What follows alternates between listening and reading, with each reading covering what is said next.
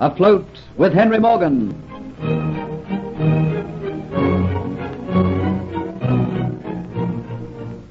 Dolores Pizarro persuades her father, Don Pietro, governor of Cuba, to allow her to go to Jamaica, masquerading as Antoinette de Lacy, kinswoman of the governor of Jamaica, Sir Thomas Montford.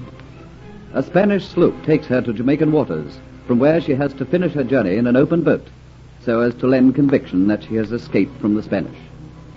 She is picked up by the buccaneer Henry Morgan, who believes her story. While on board, she comes into contact with Geoffrey Hunter, but he ignores her advances of friendship because she reminds him so much of a life he has lost. The memory of that life is so strong that upon reaching Port Royal, he goes straight to the Dolphin Tavern, hoping to forget in the arms of Kitty. You can make me think, Kitty. You're so soft, so warm. Why, Kitty, what does this mean? Oh, you're just human clay like any other man, aren't you? I don't understand. I apologize for my behavior. I realized how wrong I was. Oh, Kitty, can't you forgive me? So, you come crawling back to me, do you? And expect me to welcome you with open arms? You don't understand, Kitty. Then you must think I have a remarkably short memory. I may be cheap, and I might have a foul life behind me for all my tender years. But I'm not a woman to be bought with a few soft words. You might not believe it, Geoffrey Hunter. Even though I'm not much better than a slave, I still have my pride. Do you think I can forget how you cast me from you, and the way you wiped your hand over your mouth as though I was something unclean? So you won't help me. To see me in a place like this, you must realize that my life isn't easy. You can make your own life. I care not for you. Don't be so hard, please. There was no price attached to what I offered you the last time you were here. But even to you, I was just a tavern wench, a bondwoman, and you were the fine gentleman. And now you come back and you expect me to fall into your arms. Let me tell you, Geoffrey Hunter, before long the tavern will be full of men, and every one of them buccaneers and pirates. But whatever he may be, he'll be a better man than you are. And I'd rather be with any of them than to have you even so much as touch me again. Very well. Then return once more to the serving wench and bring me rum. Plenty of it. And take this to pay for your services. Go to your pirates and your buccaneers. I'll find my forgetfulness elsewhere. Nonchalantly, Kitty picks up the 2 small gold coins and slinks on her way. But at the curtains, which close in the alcove, she pauses and looks back. Her resolve to humble this man is weakening. And in this Kitty, who knows her men so well, is a new, exciting, disturbing emotion.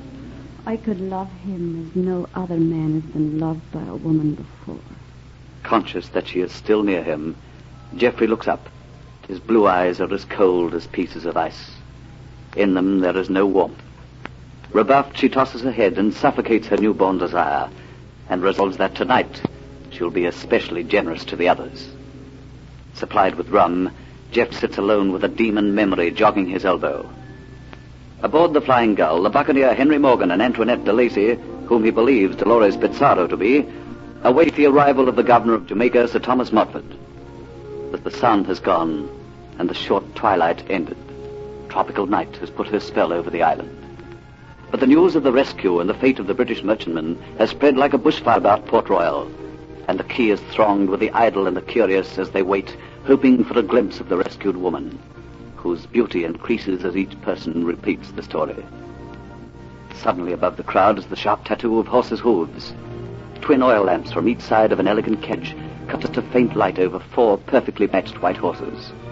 A huge Nubian slave in red livery sits high on the box, holding in his strong hands thin leather reins, while on the platform at the rear stand 2 black slaves who could be twins, arms folded, white gloves upon their hands, their bodies encased in creaseless livery.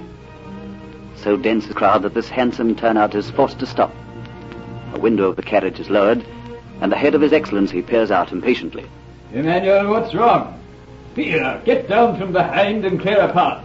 Smartly, Peter gets down and walks through this airy scene of flaming torches, babbling people, and elegant carriages to the horses' heads. Clear the way for the governor. Clear the way, clear the way. Wielding a stout cane before him, a passage is cleared, and the horses pick their way to the quayside up to the very hull of the Flying Gull. With the dignity befitting his office, Sir Thomas goes aboard, and is presented by Morgan, to whom he believes is his kinswoman, Antoinette de Lacy. He listens to Morgan's account of his short journey, hears from Dolores her story. Pleasantries are exchanged, and he and Dolores prepare to leave. Well, Morgan, you have carried out my first command with credit. I only half fulfilled my mission, Sir Thomas. I was not in time to save the Elizabeth Ann from her fate. But you brought my kinswoman Antoinette safely to Port Royal. Am I right, Antoinette? Oh, yes, Sir Thomas. Sir Thomas? Oh, stuff and nonsense. You're my kinswoman. You have to be my hostess here in Port Royal. Call me Uncle. I hope, Uncle, that you are going to reward Captain Morgan for so gallantly rescuing me from a watery grave. Perhaps you might ask him to dine with us very soon. Why, that's rich child. Morgan spends much of his time with me in Port Royal, so it's quite right and proper that he should, eh, Morgan? I'm always pleased to be your guest, Sir Thomas. Perhaps when you come, you would like to bring a guest with you. I thought perhaps the man who so gallantly picked me up from my boat and carried me safely on board. I would like to reward him and give him my thanks also. Would you bring him to dinner one night? Geoffrey Hunter? I don't know. Oh, Antoinette, my child, it's one thing ask Morgan to dine. After all, he's a Vice-Admiral. I mean to say, dash it, after all, they're buccaneers, aren't they, Morgan? Have no fear, Sir Thomas. Geoffrey Hunter isn't like the other members of my crew. I'll be quite safe in bringing him to your home. He has been, and perhaps he still is, a gentleman. I could give my word for it. Oh, if that's the case, bring him by all means. But if he will accept your invitation is another matter. Oh, I would still like him to come, Captain Morgan. Well, Antoinette, now it is time we left. We must go home. There's much you and I have to talk over. No doubt there are lots of things you have to tell me. So I bid you good night, Morgan, and thank you very much for all you've done. With the respect due to a kinswoman of Sir Thomas Montfort, Buccaneer Morgan gallantly kisses Dolores' hand in farewell. Her eyes, amused, look down upon his bewigged head. A faint smile lurks from the corners of her mouth. Morgan watches Sir Thomas Montfort and Dolores leave his ship, enter the carriage, and drive off. As it disappears into darkness, he returns to his quarters and is about to enter when a figure emerges from the darkness. You're sick to avoid me all the time, Captain Morgan. Who gave you permission to come to this part of the ship? Oh, why shouldn't I? It was my right to go to any part at any time. I was your trusted servant. You dismissed me for no reason, nothing. When I want to speak to you, I'll call you. You gotta tell me why. Come inside. I'll tell you why. Oh. What have I done? This other man, this Hunter man, you've given him the trust you once gave me. I like him. He saved my life. And he has no desire to have for himself the Aztec necklace. Oh, you think I want that bit of rubbish? You'd like to have it. But it's Kitty the Buccaneer's who desires it most. And I know that you, Diaz, are only too eager to please Kitty. Oh, you're unjust. You took the necklace from me. It is yours. Because I admired it is not any reason for you to cast me aside and put your trust in a stranger you know nothing of. You trust him too much. Someday you'll be sorry. You'd better return to the crew's quarters where you belong, Diaz. And thank your stars for one thing. That the two assassins you set upon me died before they could tell me their story. Now get out. Diaz knows in his heart that Morgan has every right to distrust him, that he knows too much about him. Realizing that it is dangerous for his own safety to stay with Morgan, he slinks away, determined that in some way he'll make Geoffrey Hunter betray the trust Morgan has given him. But Hunter, at this moment, cares not about any trust. The Dolphin Tavern has now filled with its noisy, foul-mouthed customers. Their din pierces his brain, and the drink cannot make him forget. Let's get out of here. Get away from it all. Clutching to his feet, he pushes the table from him. The rickety chair tips back on the floor. Then the curtains part to make a soft, folding frame around Kitty. Be there anything else you want, Hunter?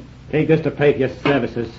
Provokingly, Kitty moves towards the table, but her eyes irresistibly look into his. She sees they are full of pain and memory. The longing she has suffocated rises in her throat. It sends sharp messages of pain into the very pit of her stomach.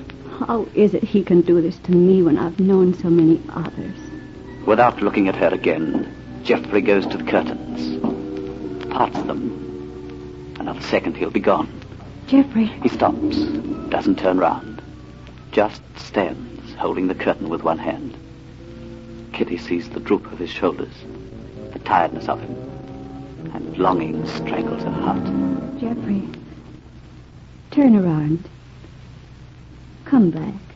For a moment she fears he hasn't heard or is ignoring her. Then his grip of the curtain releases. Slowly he turns, reads the message in her eyes. He savagely takes her in his arms. His lips are hard and cruel in hers. Her hands steal pathways through his hair. Here together, they are out of the world, soaring up to the planets of another universe, seeking a heaven of their own. So, you betray me again, eh? Dear. I'll warn you, Kitty. You make me too jealous. For this, I'll kill you.